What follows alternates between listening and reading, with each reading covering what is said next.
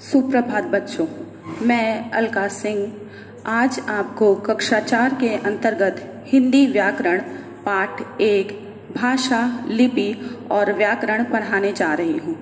सबसे पहले हम भाषा किसे कहते हैं इसके बारे में समझेंगे। आपकी पुस्तक में चित्र के माध्यम से बताया गया है। रमा पुस्तक लिख रही है। दूसरे चित्र में दिखाया गया है नेताजी भाषण दे रहे हैं।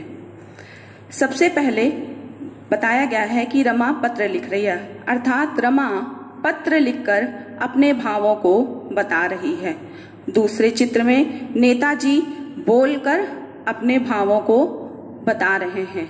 इस प्रकार इन दोनों ही चित्रों में ये दोनों अपने मन के भावों को लिखकर और बोलकर प्रकट कर रहे हैं। बोलकर, लिखकर और पढ़कर मानव अपने भावों का आदान प्रदान करता है। इस प्रकार हम कह सकते हैं भाषा वह माध्यम है जिसके द्वारा मन के विचारों और भावों को प्रकट किया जाता है और दूसरों के विचारों और भावों को जाना जाता है। भाषा शब्द संस्कृत भाषा की भाष धातु से बना है, जिसका शाब्दिक अर्थ होता है बोलना या प्रकट करना। अतः हम कह सकते हैं भाषा वह माध्यम है जिसके द्वारा हम विचारों और भावों का आदान प्रदान करते हैं। भाषा के 3 रूप बताए जाते हैं। पहला रूप है मौखिक भाषा,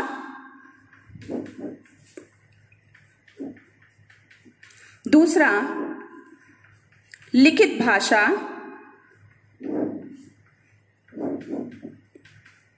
और तीसरा है सांकेतिक भाषा।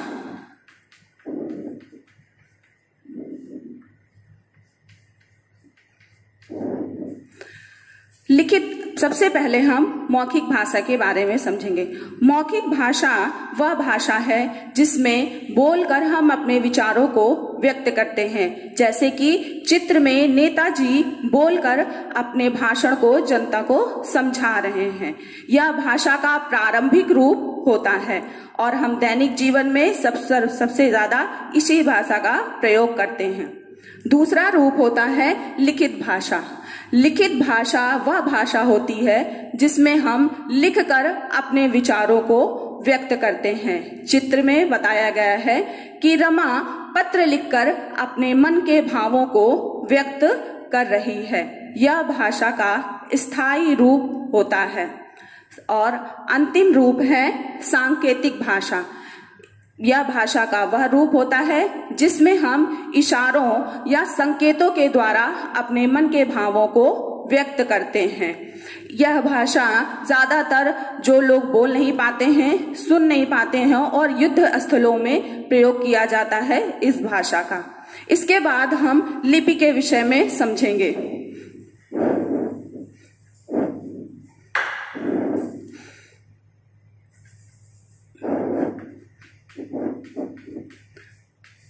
लिपि किसे कहते हैं?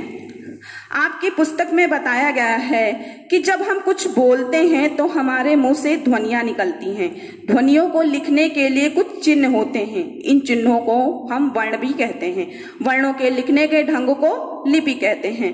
अर्थात कहने का तात्पर्य यह है कि प्रत्येक भाषा को लिखने का एक अलग ढंग होता है। भाषा को लिखकर प्रकट करने के लिए कुछ निश्चित चिन्ह बताए जाते हैं। भाषा को लिखने के लिए प्रयोग किए जाने वाले चिन्हों को लिपि कहते हैं। और सरल शब्दों में हम कह सकते हैं कि भाषा के लिखने के ढंग को लिपि कहते हैं। भाषा के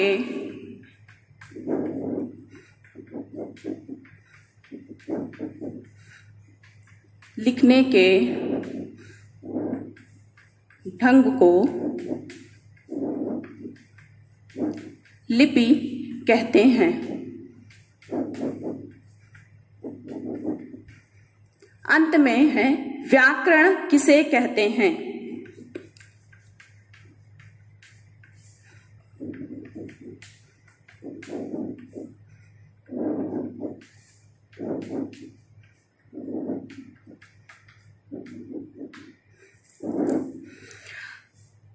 पुस्तक में आपको बताया गया है भाषा के शुद्ध रूप का ज्ञान कराने वाले शास्त्र को ही व्याकरण कहते हैं।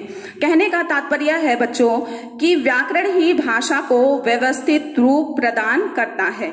जब हम किसी भाषा को बोलते हैं या लिखते हैं या फिर समझते हैं तो उसके कुछ नियम होते हैं, उसके कुछ कायदे होते हैं।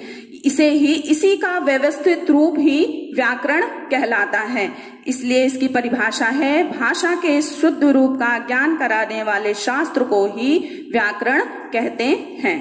धन्यवाद।